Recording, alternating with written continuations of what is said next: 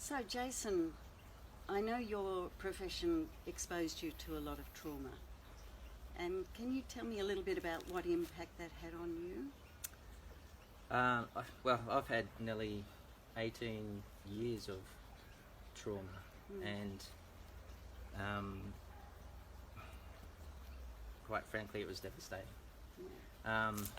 I had a total disconnect with myself, and I'd become so withdrawn from my family and friends and my local community, all self-imposed, just because I couldn't handle being part of that connectedness with these people. Yeah. Massive periods of depression, anxiety. It's just on a wild pendulum, Yeah. as we've spoken about before, and that happiness part of that pendulum was so fleeting when So I actually brief. got there. So very, very brief. I just felt absolutely lost and empty inside. And so, how did you hear about Quest? I had a point in my life last year in December when I was put into hospital for what was supposed to be quite a minor procedure. Whilst I was in hospital, I ended up having quite a serious illness, which was potentially life-threatening. That'd be a kind of line in the sand, I imagine. It was a massive line in the sand indeed, and I came out of the hospital and I just said to myself, I can't do this anymore. And I guess, as you say, a line in the sand, and that was the point where I've said I have to do something about this. So I did something that I suppose a lot of men don't do. Ask for help. Yeah. I asked for help. I went to my doctor, and he was very kind and said, let's get you on a plan, and sent me off to a psychologist. And I was just very fortunate that I seemed to have this immediate connection with the lady, with my therapist straight away, and within a very brief period of time, she was quite upfront with me, and she said that, you've seriously got a post-traumatic stress disorder, and if you hadn't have done something about it in a very short period of time, you could have well have killed yourself. Yeah. Well, it doesn't get better by itself. No. You have to proactively engage with it. True. And as I said, I spent 18 years with this, and physically, I was always quite fit.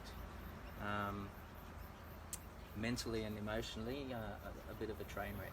Yeah.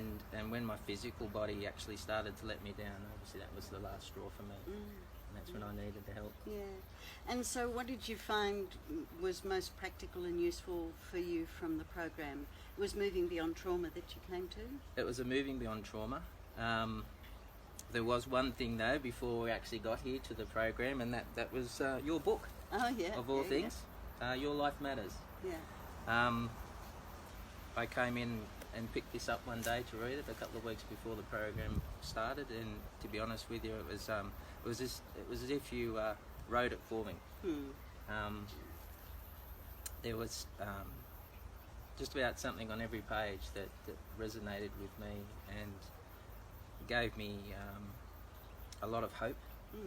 And if anything that came out of this book shone through in the program as well, I was certainly looking forward to it. This to me was just like a key to a brand new car.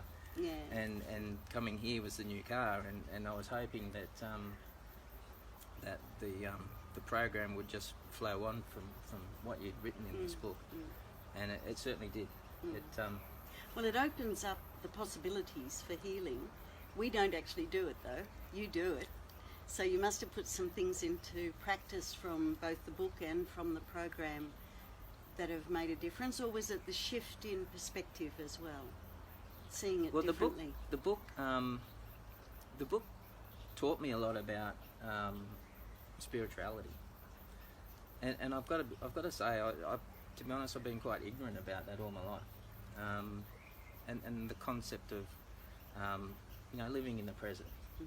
Something as simple as that was just something that I never grasped, and the book goes into that in great detail. It talks about getting control of your life and being committed to living and challenging things in your life that obviously make you excited and make you happy about things, and then obviously the connectedness as well.